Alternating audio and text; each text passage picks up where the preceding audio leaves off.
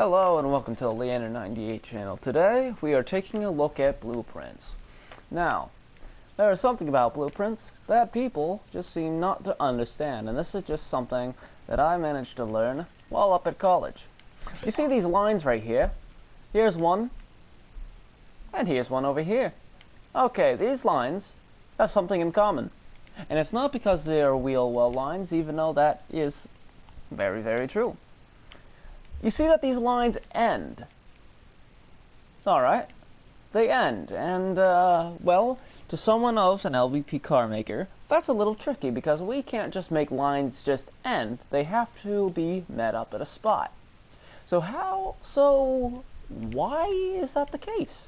We see on actual pictures of the car that there clearly are lines here. Now I'd show one, but I don't have one up on here, nor am I going to bother. But these lines obviously end up connecting. So why does in the blueprint they not show it? These are because these are something called tangent lines. What's a tangent line?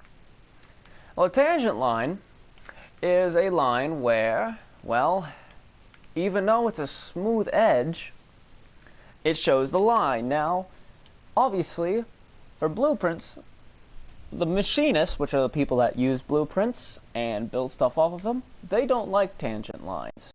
And that's what I've learned.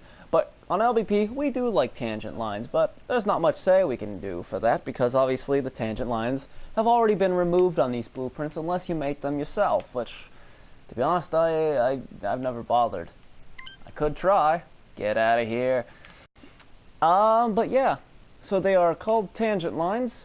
Well, and in the blueprints, they are removed. So what these lines are actually hard surface lines. So they are actual physical changes in the angle. Whereas where the line is removed here, it's so subtle that it's not really necessary to show it. Now these happen on a lot of other blueprints that you might not even find lines to, but you clearly see them on the car. Now yes, is there any on here? Not so much.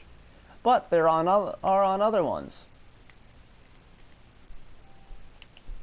Let's take this Ford Taurus police car here, for example. As we can see, this door is practically bare. I mean, it just comes down, but then all of a sudden, what the heck is this? That's not amazing. It looks like it would be straight according to this blueprint. I mean, there's no detail here showing that anything would need to really make this curve happen. And plus also we got this over here, it's just kind of sitting there. It doesn't have anything to complement it. However, if we were to have taken a look at the real car and modeled this, there certainly is something there on the doors, and as well complementing this as well.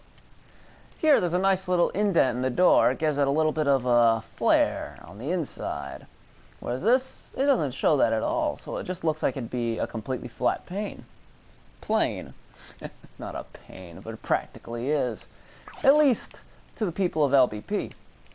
Because on LBP, people want all the detail that they can to make it look nice, because it looks like that. However, to the people in the machining world, they don't like to see tangent lines. Because to them, it just makes them feel dumb. Because obviously, they can decipher if there's a tangent line there, because if you can see that, and you obviously get a feeling that something's there, right? Right? I can't put the microphone straight up to my mouth and make it distorted like I usually do, because I'm using a different headset this time, because my other one's broken. Scotch tape doesn't fix everything. Maybe. Not unless someone steps on it. But either way, this is pretty much all I got to teach you about tangent lines. Just gotta make sure, teaching you that look at the actual car while you make this. Because do not just go straight off the blueprint, because obviously you will be missing some lines. Important lines. Tangent lines. This is Leander98. Whoop. And I'm out. Bye.